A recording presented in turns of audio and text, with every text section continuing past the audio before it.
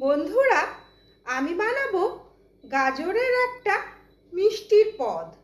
আমার ছেলে যে ক্লাস 6-এ পড়ে, ওর খুব বায়না, মা তুমি সেই পুরোনো দিনের রান্না করো, একটা নতুন কিছু বানাও না, একটু মিষ্টি মিষ্টি কিছু বানাও না। তাই আমি বানাবো কাজু কিশমিশ, দুধ, খোয়া ক্ষীর দিয়ে গাজরের হালুয়া। শীতকালে সবজি হিসাবে গাজর তো ব্যবহার হয়ই, মিষ্টি হিসাবে একটু হোক, ভালো লাগবে খেতে, বানিয়ে দেখবেন। গাজরগুলো ভালো করে খোসা ছাড়িয়ে ধুয়ে নিয়েছি।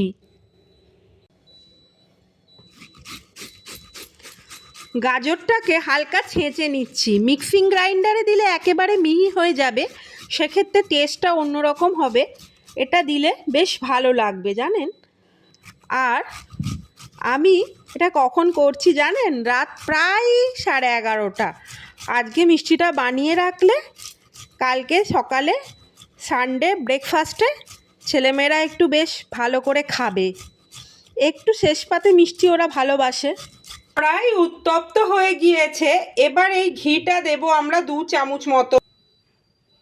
1 চামচ দিলাম, আরও 1 চামচ অ্যাড করব।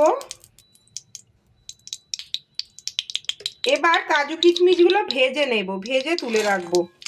গোটা কাজু ছিল কিন্তু আমি ভেঙে নিয়েছি। এই ভাঙা কাজু এবং কিশমিশগুলো হালকা করে ঘিয়ে ভেজে আমরা তুলে রাখবো। দেখছেন ভাজা হয়ে গেছে, এবার তোলার পালা। তুলি এবার। আরও 1 চামচ ঘি যোগ করলাম। ঘিটা গরম হলে আমরা ছেঁচে রাখা গাজরটা যোগ করব।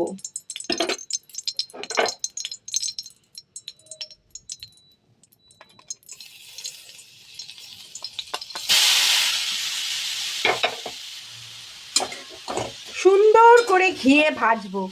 ঘিয়ে সুন্দর একটা গন্ধ বেরোচ্ছে জানেন তো। ঘিটা শরীরের পক্ষেও খুব উপকারী। এটা আমাদের ইমিউনিটি সিস্টেমকে খুব স্ট্রং করে। বাচ্চাদের তো এটা খুবই দরকার। অল্প আঁচে মিনিট 5-7 ঘিয়ে ভাজার পর এবার আমরা এই বড়শিলের কাপের বড় কাপের 1 কাপ দুধ যোগ করব। গরুর দুধ যোগ করলাম বড় কাপের 1 কাপ। আর ওপর দিয়ে দেব ভেজে রাখা কাজু কিশমিশগুলো।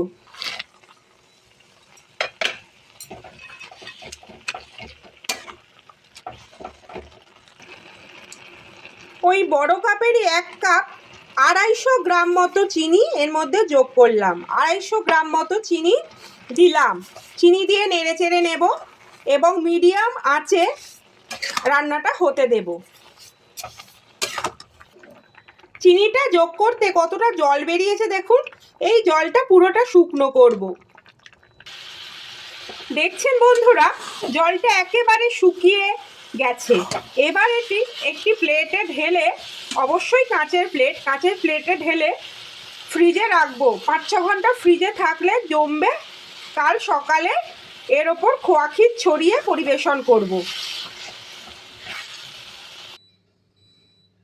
তৈরি সুস্বাদু গাজরের হালুয়া।